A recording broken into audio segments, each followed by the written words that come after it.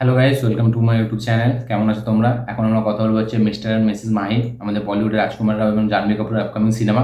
সেই সিনেমার ট্রেলার নিয়ে ট্রেলার রিয়াকশন দেবো এবং তার সাথে সাথে মামুটির আপকামিং সিনেমা, মানে মালায়ালাম ইন্ডাস্ট্রির সুপারস্টার মামুটি, তার আপকামিং সিনেমা টার্গো, সেই সিনেমার ট্রেলার ছাড়া হয়েছে। তো সেই ট্রেলারটিও দেখলাম, কেমন লাগলো এই ট্রেলার দুটি সেটা নিয়ে কথা বলবো। চলো ভিডিওটা শুরু করা যাক।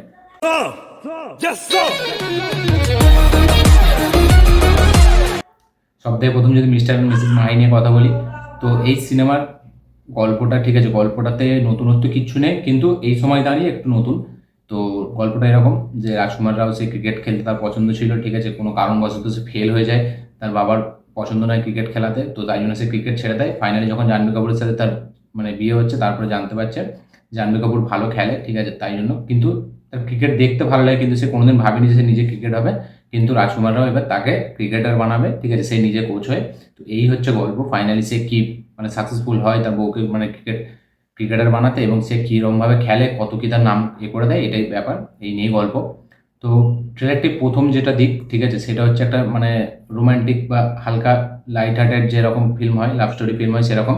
তারপরে সেকেন্ড হাফটা পুরোটাই একদম ক্রিকেটের ওপর ফোকাস করা হয়েছে, এবং এখানে মহেন্দ্র সিং ধোনির কিছুটা লাইভ দেখানো হবে এই সিনেমাতে। তো ওই জন্য নাম দিয়েছে মিস্টার অ্যান্ড মিসেস মাহি। তো সেই থেকে মানে ধোনির তো কিছু অংশ দেখাবেই, এটা তো অবশ্যই জানতাম। ট্রেলারটির মধ্যে এমন কিছু মুভমেন্টস খুব একটা হেভি নেই যেটাকে ট্রেলারটিকে হেভি বানায়, কিন্তু কয়েকটা মুভমেন্ট আছে এবং কিছু কিছু ডায়লগ আছে কয়েকটা, যেগুলো দেখতে ভালো লাগে, ঠিক আছে। এবার দেখা যাক, এই এরকম সিনেমার ট্রেন্ড এখন কিন্তু নেই, দেখা যাক সিনেমাটি চলে নাকি থিয়েটারে আসলে।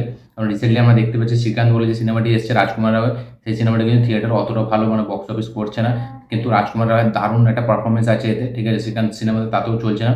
এবার দেখা যাক, এটা যেহেতু মহেন্দ্র সিং ধোনির ওপর জীবনের ওপর একটু মানে স্টোরি আছে তার জীবনে, দেখা যাক সেটা কোনো এক্স ফ্যাক্টর কাজ করে নাকি।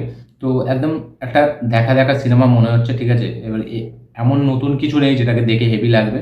তবে দেখা যাক ওই যে মানে রাইজ অ্যান্ড ফল যেরকম হয় সেটাই দেখাবে, যে ফলটা তার কীভাবে হলো এবং সে কীভাবে তার বউকে দিয়ে রাইজ করাচ্ছে, এটাই দেখার মানে মেন ব্যাপার হবে সিনেমাটির মধ্যে। ট্রেলারটি আমার মোটামুটি লেগেছে, ঠিক আছে। ট্রেলারের যে ব্যাকগ্রাউন্ড মিউজিকটা চলে সেটা বেশ ভালো লাগে দেখতে, ঠিক আছে। একটা নতুন বাচ্চা ছেলে গেয়েছে, এটা আমরা বুঝতেই পারছি, যে ইন্ডিয়ান আইডলে যে ছিল, তো তারই গলার ভয়েস এটা আমরা বুঝতে পারছি। তো ঠিক আছে, ট্রেলারটি মোটামুটি আমার ঠিকঠাক লেগেছে, খুব খারাপ কিছু লাগেনি, আবার খুব হেভিও কিছু লাগেনি, ঠিকঠাক লেগেছে।